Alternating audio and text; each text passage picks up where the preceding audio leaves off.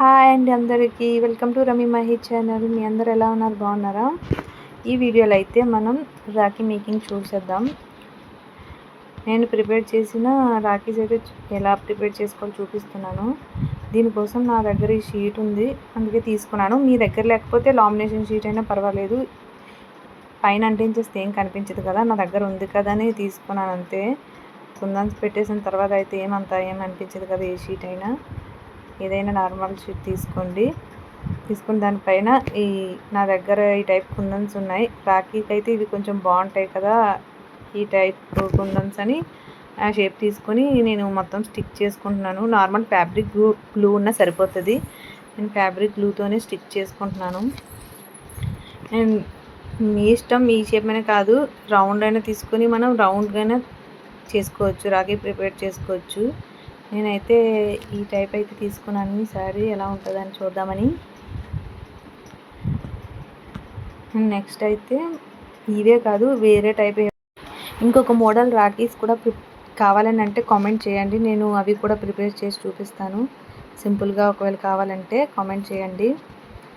And ఇలా అయితే నేను ఇది చేసిన తర్వాత రౌండ్గా చేసుంటే బాగుండు అనిపించింది, కానీ ఇది కూడా బాగుంటుంది కదా, వేరొక మోడల్. అన్నీ ఒకే మోడల్ చూపిస్తున్నారు కదా, ఈ టైప్ చేద్దామని అయితే నేను ఈ షేప్లో తీసుకొని ఆ షీట్ అయితే నేను ఈ షేప్లో కట్ చేసుకొని అయితే స్టిక్ చేసుకుంటున్నాను. మీరు రౌండ్ తీసుకున్నా బాగానే ఉంటుంది. ఈ కుందన్స్ ఈ షేప్లో కుందన్స్ తీసుకుంటే బాగుంటుంది, రౌండ్ అయితే ఇంకా బాగుంటుంది. అలా ట్రై చేయండి మీరు ఎవరైనా ట్రై చేయాలనుకుంటే. And green colour kundans, eye shape kundans అయితే నేను మళ్ళీ సింపుల్గా ఉంటే బాగోదు కదని స్టిక్ చేసి అవి కూడా మళ్ళీ సైడ్కి పెడుతున్నాను. ఓన్లీ అదొక్కటైతే సింపుల్గా వచ్చేస్తుందని. దీనికైతే నా దగ్గర ఈ థ్రెడ్ ఉంది. ఈ థ్రెడ్కి అయితే గమ్ స్టిక్ చేసుకొని అండ్ సైడ్కి ఆ 3 ఐ షేప్ గ్రీన్ కలర్ కుందన్స్ కూడా స్టిక్ చేసేసుకుంటున్నాను. కొంచెం ఆరడానికి 1 నిమిషం పక్కన పెడితే సరిపోతుంది. పక్కన పెట్టి అవి కూడా స్టిక్ చేసుకున్న తర్వాత నా దగ్గర gold and white colour beads ఉన్నాయి, అవి కూడా ఎక్కించేసుకున్నాను. అవి కూడా పెట్టుకున్న తర్వాత 1 నిమిషం పక్కన పెట్టేసి దీని బ్యాక్ సైడ్ అయితే మనం వైట్ కలర్, ఏ పేపర్ అయినా పర్వాలేదు, ఏ కలర్ పేపర్ అయినా అంటించుకుంటే ఊడిపోకుండా ఉంటుంది. అలా అంటించేసుకున్న తర్వాత ఫినిషింగ్ అయితే చాలా బాగా నీట్గా అనిపించింది. నాకైతే బాగా నచ్చింది. మరి మీకు నచ్చిందో లేదో కామెంట్ చేయండి. నచ్చితే మాత్రం ఒక లైక్ చేయండి. అండ్ ఇలాంటి మరెన్నో వీడియోస్ కోసం మన ఛానల్ని సబ్స్క్రైబ్ చేసుకోవడం మర్చిపోవద్దు. బీడ్స్ ఇంకా ఎక్కువ కావాలనుకున్న వాళ్ళు ఇంకా ఎక్కువ స్టిక్ చేసుకోండి, ఇంకా బాగుంటుంది. సింపుల్గా కావాలనుకున్న వాళ్ళు ఇలా 1, 2 పెట్టుకున్నా సరిపోతుంది. మీ ఇష్టం, మీ దగ్గర కలర్ స్టోన్స్ ఉంటే అవి కూడా యూస్ చేసుకోవచ్చు, అవైనా బాగానే ఉంటుంది. మీకు ఇంకా ఇలాంటి వీడియోస్, మేకింగ్ వీడియోస్ ఏమైనా కావాలంటే కామెంట్ చేయండి. ఏ టైప్ ఆఫ్ మేకింగ్ వీడియోస్ కావాలో నేనైతే పోస్ట్ చేస్తాను.